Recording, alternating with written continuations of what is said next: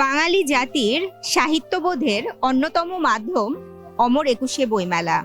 দাঁড়িয়ে আছি অমর একুশে বইমেলা 2025-এর প্রধান ফটকের সামনে। হচ্ছে মানে আওতাভুক্ত কি কি আছে, মানে কি নিয়ে আপনারা কাজ করছেন?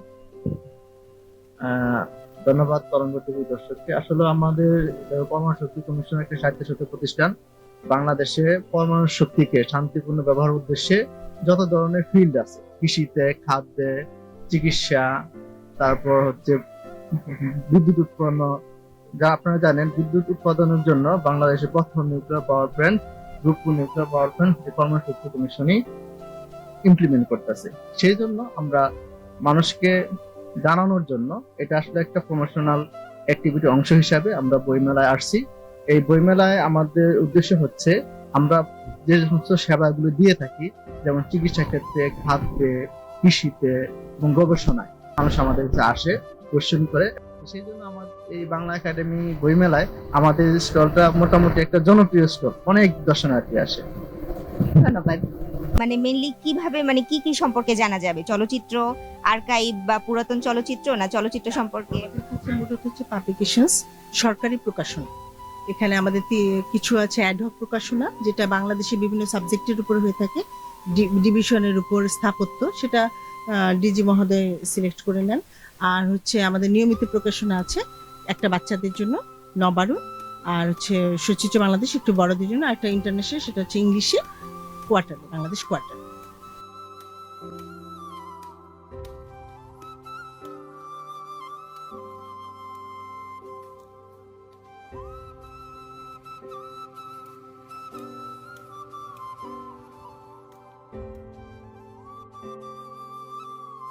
অবস্থান করছি অমর একুশে বইমেলা 2025-এ। এখন অবস্থান করছি শিশুতোষ কর্নারে। এখানে বাচ্চাদের যাবতীয় বই পাওয়া যায়। এখানে বিভিন্ন স্টল আমরা দেখতে পাচ্ছি। কথা বলবো সেই সকল স্টলের মালিকদের সাথে এবং আয়োজক ও ছোট বাচ্চা এবং দর্শনার্থীদের সাথে। এখানে বাচ্চাদের, স্পেশালি বাচ্চাদেরকে কেন্দ্র করে বইগুলা পাওয়া যায়। তো কেমন চাহিদা বইয়ের? বাচ্চারা কি বই কিনছে?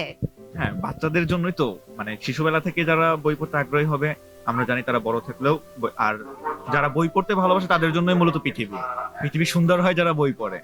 হ্যাঁ, তো আমাদের এখানে বাচ্চাদের জন্য ইসাপের গল্প সমগ্র আছে, বিজ্ঞানের মজার প্রজেক্ট এবং ভয়ঙ্কর ভূতের গল্প, এই বইগুলো টপ সেলার। তো এটাই আমাদের বইমেলা।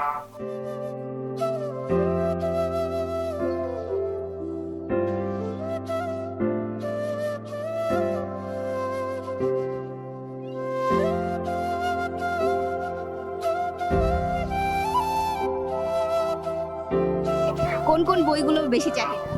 সব থেকে বেশি আমাদের প্রকাশিত ইসপের গল্প একটা বই আছে। সো এই বইটা আমাদের কাছে মনে হচ্ছে যে শিশুরা অনেক মজা পাচ্ছে বইটা পড়ে, এবং হচ্ছে ভালো সেল হচ্ছে এই বইটাও। আর ইন্টারেস্টিং পার্ট হচ্ছে যে এখানে যে শিশুরাই আসে সকলে দেখি যে ভূতের গল্পের প্রতি একটা অন্যরকম আকর্ষণ। হ্যাঁ, বাচ্চাদের ভূতের গল্পটা অ্যাট্রাক্ট করে বেশি। আচ্ছা, তোমার নাম কি? দানেশ। বই কিনেছো? জি না। এখনো কিনোনি? বইমেলায় ঘুরে কেমন লাগছে? ভালো। ভালো লাগছে। বই কিনেছো? কি বই? ভূতের না ইসপের? ইসপের। ইসপের গল্প। বই মেলায় এসে কেমন লাগছে? ভালো। ভালো লাগছে। ঠিক আছে, ধন্যবাদ।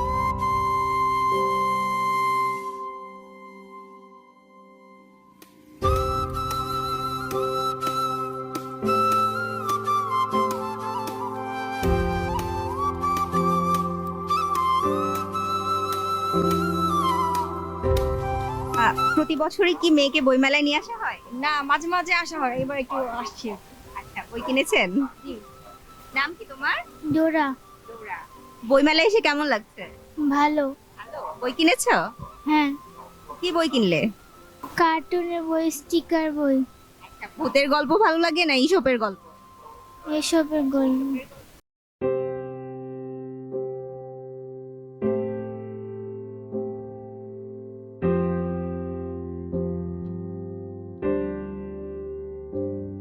দাঁড়িয়ে আছি বাংলা একাডেমির প্রকাশনীতে এবং আমার সামনে আছে একজন লেখক এবারের বইমেলায় যার একটি বই প্রকাশিত হয়েছে। কথা বলবো তার সাথে।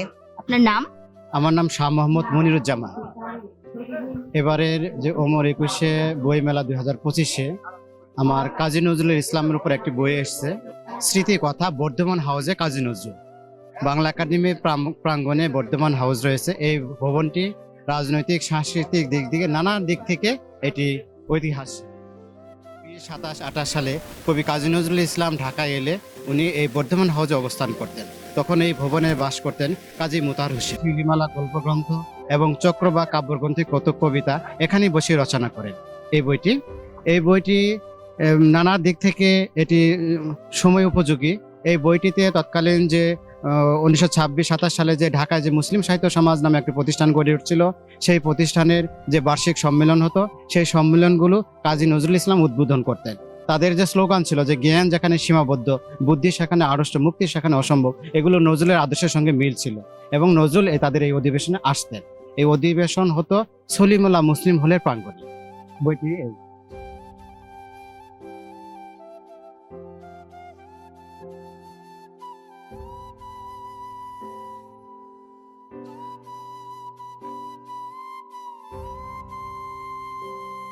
এবারের বইমেলায় বাংলাদেশ রেড ক্রিসেন্ট সোসাইটির একটি মহৎ উদ্যোগ স্বেচ্ছায় রক্তদান কর্মসূচি।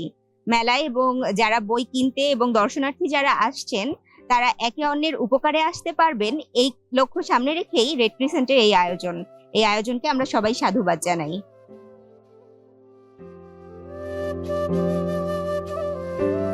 বই কিনে কেউ কখনো দেউলিয়া হয় না। এই ভাষার মাসে আমরা বাংলা ভাষাকে আরো ভালোবাসবো, বই পড়ার অভ্যাস গড়ে তুলবো। তাশরিফা তৃষা, তরঙ্গ টিভি।